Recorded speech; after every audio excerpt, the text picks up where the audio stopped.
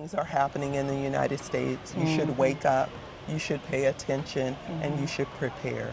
And so that's what I look at this opportunity to purchase land outside of the United States and build as an opportunity for me to prepare a place in advance of what's happening in the United States. Welcome to Unapologetically Fly, the podcast dedicated to giving you the tools, inspiration, and information you need to finally live for yourself, no matter the age, situation, or circumstance. I'm your host, Renee Mitchell-Simpson, the self-love and happiness coach and founder of Diva Lifestyle and Travel, the premier luxury wellness travel sisterhood for the flyest of aunties. Now get ready to ride along on my journey of reinvention, even at this big age, because sis, I need you to know it truly is never too late to fly. And by fly, I mean finally live for yourself. Hello and welcome to another fabulous edition of Unapologetically Fly, the podcast. I am your host, Renee Mitchell-Simpson. And today I have a very special guest. This is Patricia's session of An Africa Travel and Tours in Ghana, y'all. Yes. Black owned in Ghana. And we are in Jordan. We are sitting out here actually at the Red Sea. We've been in Jordan for a few days.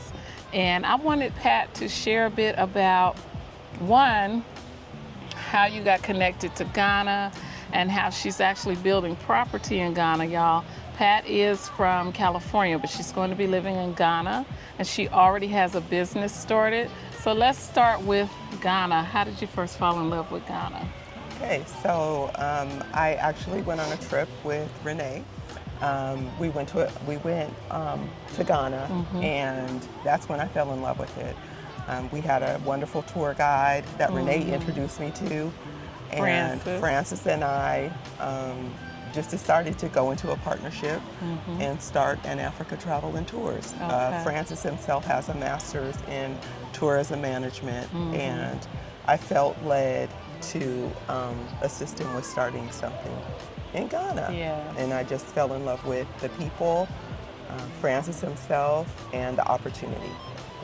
So Pat had been talking about doing an exodus from the States.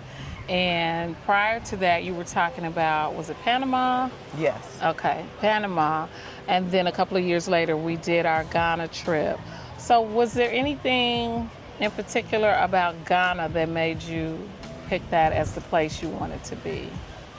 As I mentioned, what made me settle on Ghana as far as property-wise and actually moving to build in Ghana is that with Francis, he introduced me to someone that was selling land. Okay. So I was looking particularly for a beachfront property, and I didn't have that access with anyone in Panama.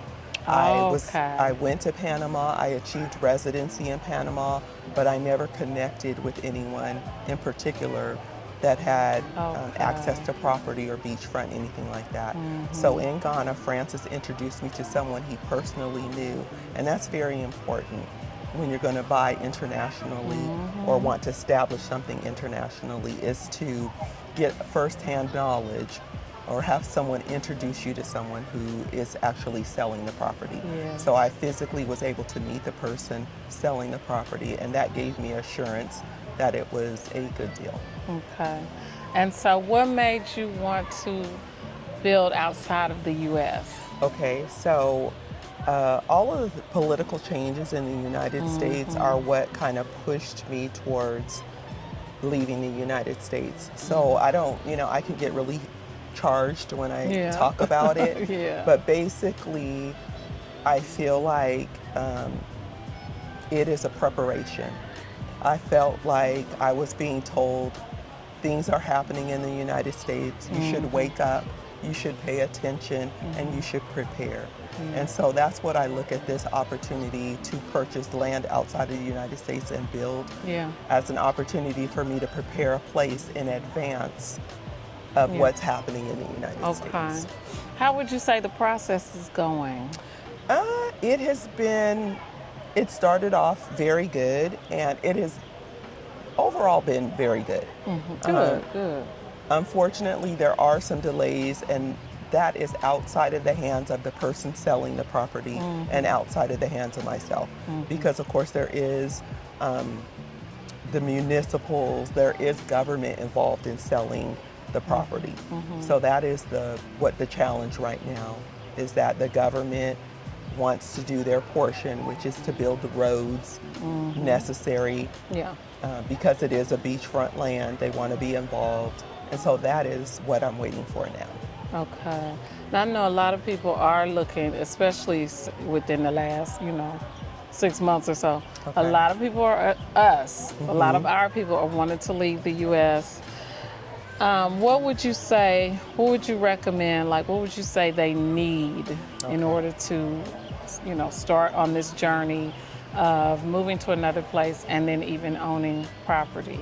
Okay, so what I would say first is you need someone on the ground. So someone like me, with Ann Africa Travel and Tours and Francis, we're able to assist anyone who wants to move to Ghana. Good. So that's the first thing, is that you need to have someone who's been through it, who knows what to look for, and who can tell you the process. The other thing is you need to educate yourself about the process. There is indentures, there is EPA reports, there's land, there's surveys. There are steps that have to be taken in order to purchase land. You need to do a land search.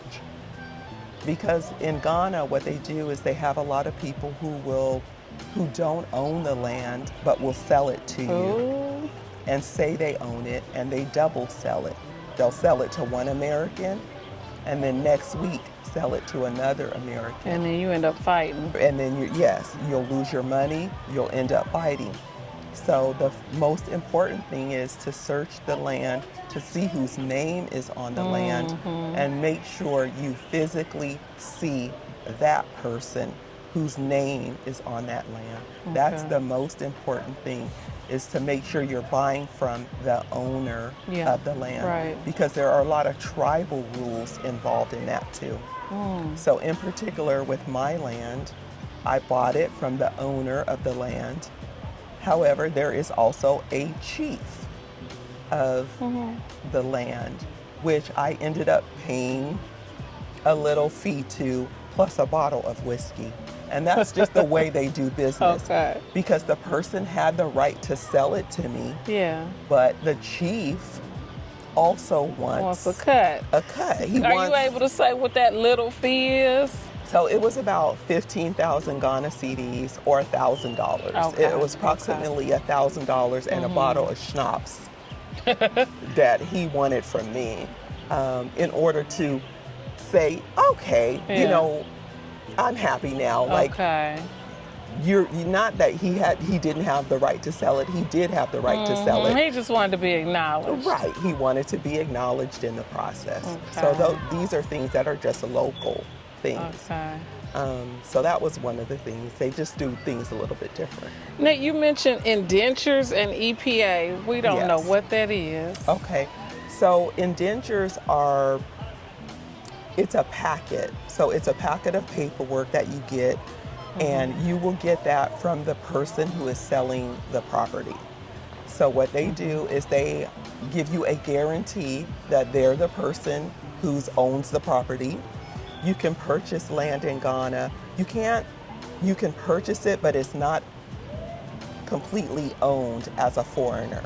You get I think it's 99 years, which is a lease. But everybody will be here and gone in 99 years. But that's just the way they do it for Americans. So you do own it, but it's a 99-year lease. These indentures are like your deed and your title and everything, and they say what the terms of your purchase are and how long, and it has your name and it has who's selling it.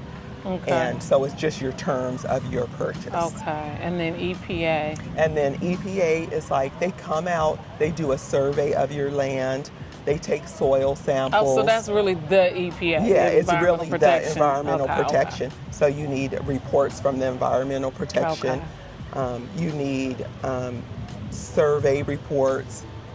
It's a bunch of different reports that you'll need to purchase along with your land. So in all, I think each report, there were probably 3 to 4 reports, which were $5,000 each. The indentures themselves, those didn't cost money, but the registration of the land costs money. So you'll have to do a title search, and then you have to pay for the registration. And then you have to pay for a valuation, which is where they come and tell you how much the land is worth. So there are steps in the process, and it is complicated. So you do need someone to help you. You need someone that's aware of the process. Okay, and so you don't have to be a resident. You don't have to be a resident. So the way residency works is that you can come there and you can obtain residency. I think it's 300 CDs for a residency permit for 1 year. And that's not much. No, it's not much. No, I mean, is it 300? It's 300 USD. Oh, okay. Not 300 CDs. Okay. Excuse me. It's 300 US dollars for a 1 year residency. Now you can purchase a 5-year residency, which would be 5 times 300. So that's you how can you purchase a residency, Yes. but what do you have to do to qualify to purchase a residency? What you do is you just go there and you just apply for it. You can apply the same day. You walk in, you have your birth certificate, you have your, you need a police report, but if you don't have a police report, they'll do one there. Police report that says a background check. Oh, okay. It's like a background check report. So to say you're not a criminal. Okay. And then you need a medical report, but they also do the medical report on the facility. So you walk into the ministry of whatever it is, residency. And you say, I want to get a residence permit. Okay, You produce your birth certificate, you pay the fee, the $300. You get your medical, they do it there. And if you don't have a police report that you brought with you, they'll do one for you. And then they put a stamp in your passport, a residency stamp. So you don't need a proof of what's the word? You know, your citizenship. Your heritage. No. I can't think of it. You don't. DNA and all that. You don't need that. No, you don't need that. If you want to try to get it based on that, you can say I want to get residency based on my citizenship or whatever, or you can just pay for it. Okay. I have a business residency permit. There's different ones. Because you have a business. Because I have a business there. So I was able to get it that way. So you can get it different ways. So now about your business. So you do Africa travel and tours all over the continent. All over the continent. Okay. And so how does someone find an Africa? So we're on Facebook. We have our website, which is anafricatours.com. Shortened it a little bit for the face. So it's A-N Africa. A-N-A-F-R-E-K-A. Okay, A-N-A-F-R-E-K-A. Yes, okay. anafrica.com. So they can. .com, not tours.com. Yeah, anafricatours.com. Okay. Yes, thank you. Okay. And Pat and Africa Tours actually hosted our last Ghana experience, and it was absolutely wonderful. We will be doing Ghana again through Africa. We're not sure exactly of the date, but we were very pleased with their service. If you do want to experience any tours in Africa, contact Africa. Yes. And so, what is the next one that you all you're doing an open tour where like my viewers can join in? I know you guys are doing, is it South Africa or is it Ghana? No, it's South. Well, we actually have a couple of tours open up. I think we have in Egypt. We also have, the next one would be a Daddy December. December in Ghana. Yes, we have a Daddy December that you can join up. Awesome. But they're all listed on the website, so all you got to do is go there and let us know where you want to go. We also do customized tours. So if you have someplace in Africa, one of the 53 continents that you want to travel to, you can let us know and we'll look into it and do a custom trip for you. Yeah, I am so proud of Pat. This all started in 23. right? Was it 23 or was it? My I think it was memory is not December good. 2022. I think it was December 22. We went to Ghana, and within a year of that, Pat is building a house. She started a business. All this in Ghana. She was like moving quickly, not playing. Yes. So I mean, that just goes to show you it can be done if you have those dreams and that's what you want to do. Yes. You just got to put some action behind it and do it. Follow those dreams. Amen. Go ahead, Pat. That's what I did, and I'm just grateful to have gotten the opportunity, because if I hadn't went on this Well Diva trip, I would have never met Francis. I would have never experienced Ghana and felt so comfortable over there. Yeah. And I think that's one thing that we don't realize is how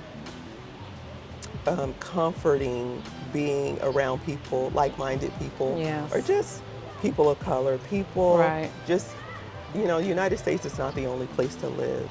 Right. There's other places to live. There's other opportunities. Yeah. And there are more affordable places. So and much more affordable. more happiness, outside of the United States. Yeah. Okay. Especially if you want to escape some of the political stuff that's going on and you just want to live. Right. Okay. Anything else? No, I just want to say thank you. Thank you for this opportunity to share about my business. Absolutely. And I hope that people will contact us. Yes, do contact Pat, okay? All right, y'all, we're going to go finish enjoying Jordan out here, and so we'll see you next time. Bye-bye. Bye-bye. Thank you for watching. Now be sure to like, subscribe, share with your besties, and tell me what topics would you like more of in the comments below, so I know I'm not just sitting here talking to myself. I also invite you to join me in the Well Divas on one of our unapologetically fly wellness travel experiences. Visit welldiva.com and select someplace wonderful to meet up with us. Until next time, stay unapologetically fly.